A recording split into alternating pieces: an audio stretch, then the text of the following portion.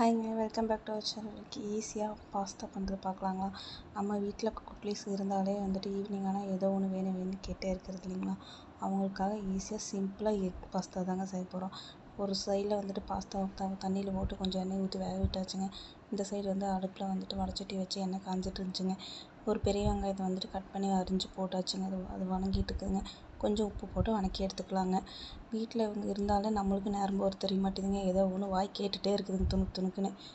அதனால ஏதோ ஒன்று டெய்லி ஏதோ ஒன்று கேட்டால் செஞ்சு கொடுத்துட்டே இருக்கிறது தானுங்க நம்மளுக்கு வேலை.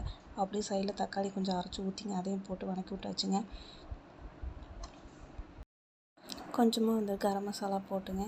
கூட வந்துட்டு நம்ம வேணுங்கிற மசாலா தூள் காரத்துக்கேற்ப போட்டுக்கலாங்க. போட்டு கொஞ்சம் போட்டு வணக்கி விட்டுட்டுங்க. நல்லா வெந்ததுக்கப்புறம் வந்துட்டுங்க 2 முட்டையை உடச்சி ஊற்றிடணுங்க. முட்டை ஃபுல்லாக வெந்து இதாகிடக்கூடாதுங்க. கொஞ்சம் கூட ஒன்றும் போது இருக்கும்போதே வந்துட்டு எடுத்து வச்ச பாஸ்தா இருக்குது இல்லைங்களா, அதை போட்டு கொட்டி கலக்கி விட்டுறணுங்க. அப்படின்னா தாங்க நல்லா பாஸ்தா கூட வந்துட்டு ஒட்டும் எக்கு. இல்லாட்டி ஃபுல்லாக வந்துட்டு அந்த முட்டையை போட்டு இது பண்ணிட்டோம்னா ஒட்டாதுங்க. பாஸ்தா கூட சாப்பிட்றக்கே நல்லா இருக்காது. அப்படியே போட்டு ரெட் கலர் கலரியாச்சுங்க. நல்லா வந்துருந்துச்சிங்க. உண்மையாகவே சிம்பிளாக இருந்தாலும் சூப்பராக இருந்துச்சுங்க. நம்ம வெளியே போய் வாங்கி சாப்பிட்றக்கு இது நல்லாவே கொஞ்சம் ஹெல்த்தியாக இருந்துச்சுங்க. நம்ம வீட்டிலே செய்கிற ஒரு திருப்தி இருந்துச்சுங்க.